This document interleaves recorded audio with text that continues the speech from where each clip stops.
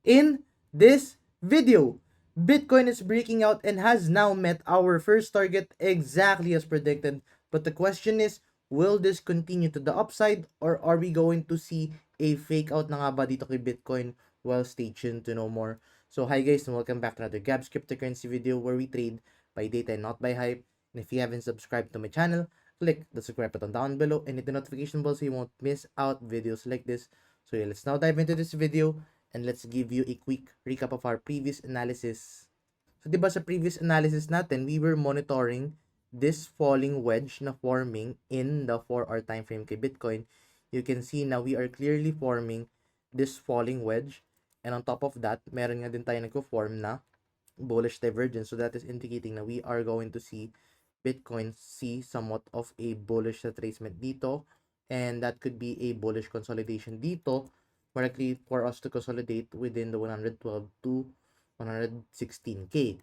Now, on top of that, di ba sabi ko nga sa video, if you want to enter this trade, you have to wait for a break. You have to wait for a retest ka dito sa support around the 109,000.9K.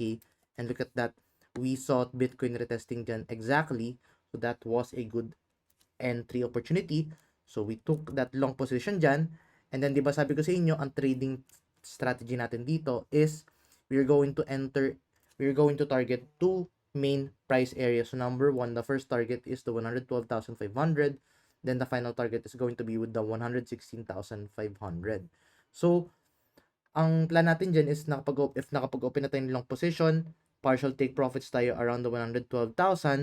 And then after that, yung stop loss natin na nakaset around initially around the siguro 108 or 108,000 US dollars, i-adjust natin siya into a trail stop around the point of breakout.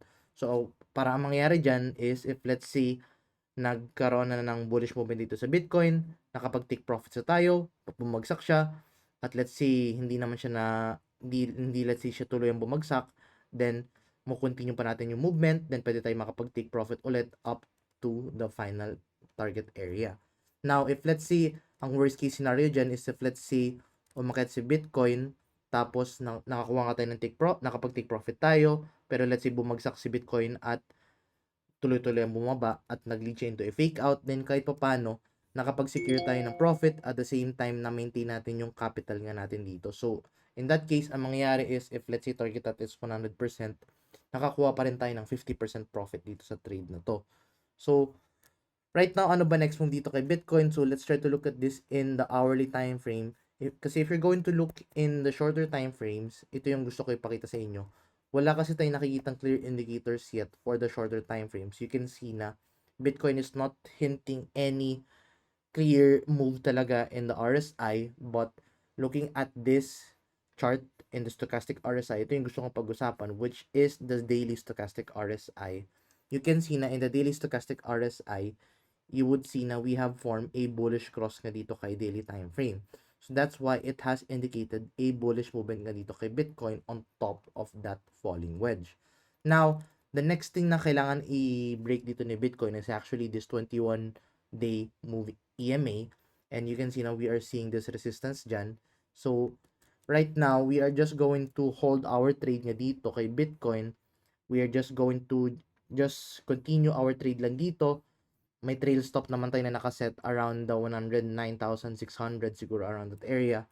Para if ever na bumagsak si Bitcoin, then kahit paano, secured din profits natin at na-secure din natin yung capital natin. Now, hindi na natin siya kakalikutin kasi if kinalikot pa natin at kung ano-ano pa mangyari, then yun nga, mawawalan pa tayo ng trade. But if let's say within the next 3 or 5 days wala pa rin nangyari, then i-close na natin siya. But yun nga, ang magiging target nito is if let's say na-break natin yung 112,000 is to 116,500. So right now, we have to watch out for this daily time frame stochastic RSI.